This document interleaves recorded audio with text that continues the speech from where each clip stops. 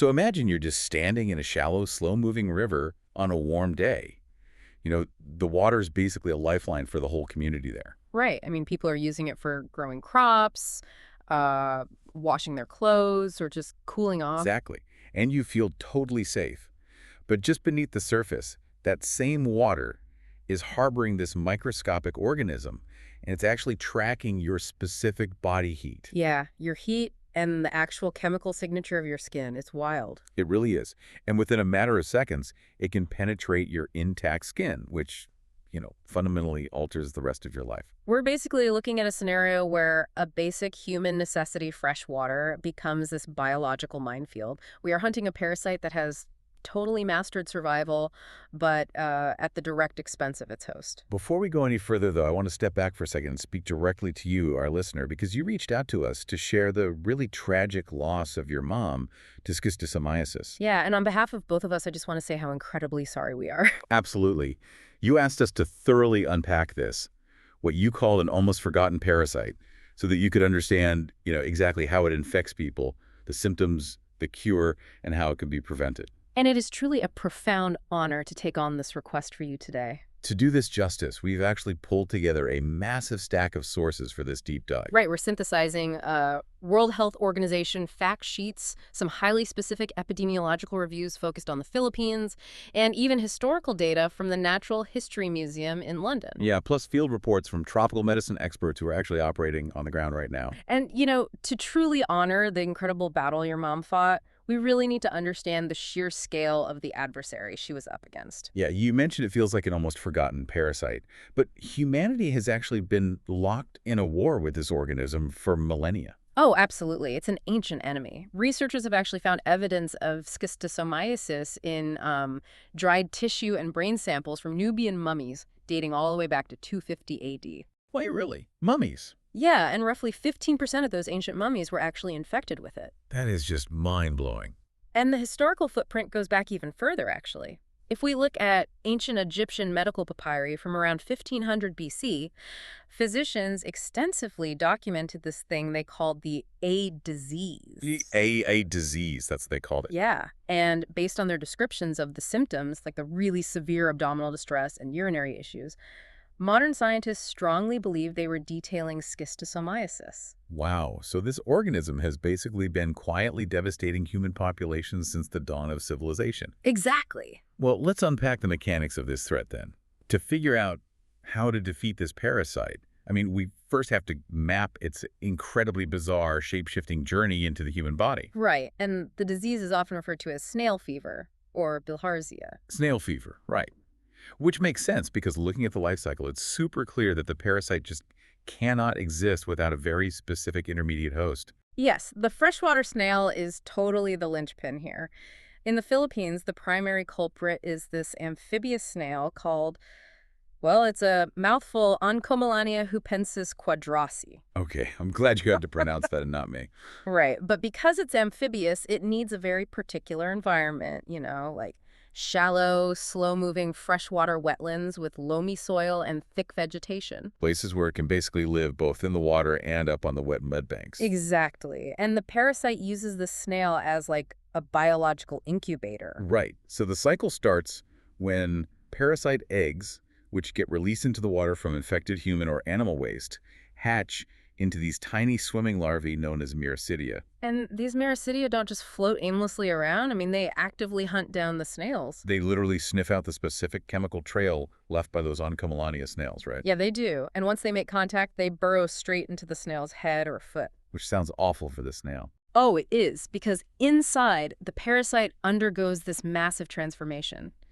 The Miracidia multiply hundreds of times over, essentially hijacking the snail's internal systems. Just totally taking over to produce an entirely new, elongated, fork-tailed life stage, which are called cercariae. Right, and then these cercaria just erupt out of the snail, re-entering the water in these massive swarms. And this is where the mechanics get truly terrifying. I mean, the sources describe these cercariae as basically microscopic, heat-seeking torpedoes. That's a perfect analogy, actually. But wait, so I have to ask to clarify for our listener, do people have to accidentally drink the contaminated water, or does this thing literally just swim up to you? Oh, it literally swims up and attacks. They don't need to be swallowed at all. Wow. So they just find you in the water. Yeah, they are chemically wired to detect these specific lipids, like the fats and oils on human skin, as well as microscopic water turbulence and even shadows. That is so pretty. So what happens when it actually reaches a person? The penetration process is incredibly rapid. Once a cercaria makes contact with a human who's, just waiting in the water, it secretes these really powerful proteolytic enzymes. And these enzymes just literally dissolve the cellular glue that holds our human skin cells together. Exactly. The parasite pushes through the intact skin in just a few seconds. Unbelievable. Just right through healthy skin. Yeah, and as it breaches the barrier, it violently wiggles to shed its forked tail, and it transforms yet again into what's called a schistosomulum. So within seconds, it's inside the bloodstream. And from there, it goes on this massive migration. Yeah, it gets swept up to the lungs, passes through the heart, and finally drops down into the portal vein system of the liver. And just for context, the portal system is basically the highway of blood vessels, bringing nutrient-rich blood from the intestines to the liver. So it's an absolute buffet for a growing parasite. A total buffet. And once they settle in those portal veins, they feed on the blood and mature into adult worms. And then they pair up, right? Right. Like physically. Yeah, the male and female worms physically lock together. And they can live like this in the blood vessels for years. I mean, sometimes even decades. Decades. Wow. Which I guess brings us to the pathology of the disease. Right. The really devastating symptoms that eventually overwhelm the body, like what our listener's mom experienced. Right. And the timeline breaks down into an acute phase and a chronic phase. Okay, so what does the acute phase look like? Well, the acute phase starts almost immediately after skin penetration. It often presents as this intensely itchy, bumpy rash called cercarial dermatitis, or swimmer's itch, right where the enzymes actually broke the skin. Okay, and then following that, a few weeks later, the body's immune system first realizes there's an invader, right? Exactly.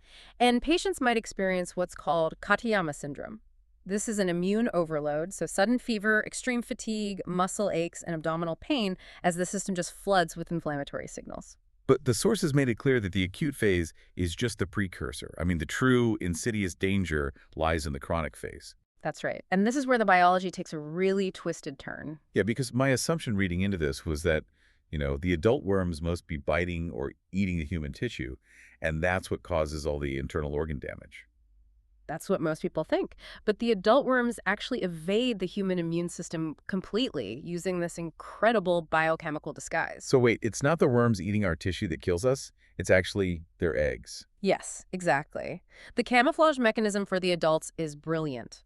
Within hours of entering the human host, the worms begin absorbing our own blood proteins and antigens. They effectively wrap themselves in a cloak made of the host's own cellular identity. Right, so white blood cells bump right into them and just recognize them as normal human tissue, which lets the worms live entirely undetected. So if the worms aren't eating the tissue and the immune system just ignores them, what is causing all this massive internal organ destruction? It's their reproduction. A single pair of Schistosoma japonicum worms can produce between 1,500 to 3,500 eggs every single day. Over 3,000 eggs a day. That's just a massive egg factory inside the liver. Exactly. The true pathology is driven entirely by those eggs. Unlike the adult worms, the eggs are highly inflammatory. They're designed to secrete antigens that trigger an immune response, right? Yeah, they cause just enough local inflammation to actually push through the walls of the blood vessels and into the intestines so they can leave the body in feces and, continue the life cycle. But the body's blood flow is powerful. So a lot of those thousands of daily eggs just get swept backward by the current. Right, and they become permanently trapped in the microscopic capillaries of the liver and the intestines. And the body obviously doesn't recognize the eggs as human tissue. It sees them as a massive, multiplying foreign invasion. Which they are. So the immune system launches a relentless, aggressive attack against these trapped eggs. White blood cells swarm the eggs, building these protective fibrous shells around them called granulomas. And over years, as hundreds of thousands of eggs accumulate, the body just continuously builds these granulomas. Right, and the result is severe fibrosis, which is heavy, rigid scarring of that really delicate organ tissue. So if the liver is being systematically replaced by rigid scar tissue, It essentially turns to concrete, It really does, and the blood from the intestines can no longer flow smoothly through it. which creates a bottleneck, right? Okay. Causing blood pressure in the portal veins to just skyrocket, which is a condition called portal hypertension. Yes, and the consequences of portal hypertension are just catastrophic.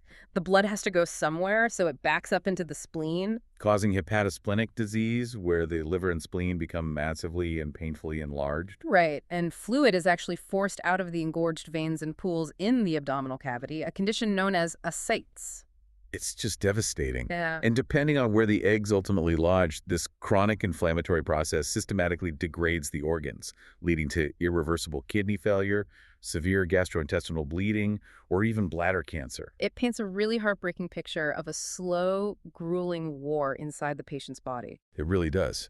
Knowing the profound destruction this parasite causes and understanding precisely how it enters the skin from the water, we have to look at why it's still infecting millions of people. That's the big question. Right, because for somewhere sitting in a modern city, the obvious answer is just, well, stay out of the contaminated water. Sure, but that completely ignores the socioeconomic reality of the communities fighting this.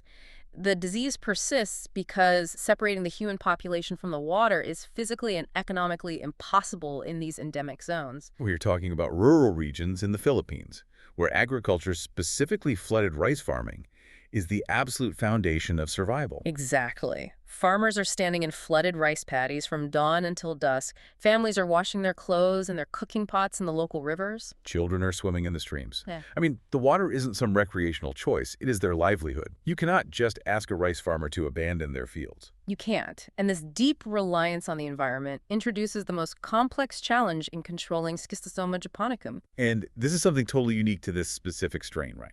Right. Unlike African strains of the parasite that primarily infect humans, the japonicum strain is zoonotic, meaning it crosses the species barrier with total ease. It infects at least 46 different species of non-human mammals, right? Like dogs, pigs, and rodents. Yes, but the absolute heavyweight champion of transmission in the Philippines is the water buffalo, the carabao. The statistics on this from the sources are staggering. In some of these endemic farming villages, up to 90% of the carabaos are infected. 90%. And the biology of the carabao makes it the perfect amplifier for the parasite. Because they're just massive animals, right? Exactly. They spend hours a day wallowing in the mud and water to cool down. And because of their sheer physical size and the volume of waste they produce... Wait, let me guess. It's a lot of eggs? Oh, it's a massive amount. A single infected carabao can release up to 195,000 parasite eggs into the environment every single day. That is insane. Almost 200,000 eggs from one animal in one day. Right, which totally changes the entire public health equation. Seriously. I mean, trying to eliminate this disease by only treating the human population is basically like trying to bail water out of a sinking boat using a tiny cup, while a giant water buffalo is sitting right next to you, pouring ocean water back into the boat by the bucketful. That is exactly what it's like. The humans might be cleared of the infection, but the environment remains utterly toxic. The water remains continuously saturated with parasite eggs, so the snails are constantly getting reinfected. The cercaria are endlessly swarming, and a cured farmer will simply be reinfected the very minute they step back into their rice paddy. Which brings us to the tools we actually have to fight back. Because to our listener, you asked us for the cure and how this is prevented. And there is good news on that front. The primary medical weapon we have is a drug called praziquantel, or PZQ. Right. It's considered basically a miracle drug in tropical medicine, right? It's safe, low cost, and highly effective. It really is.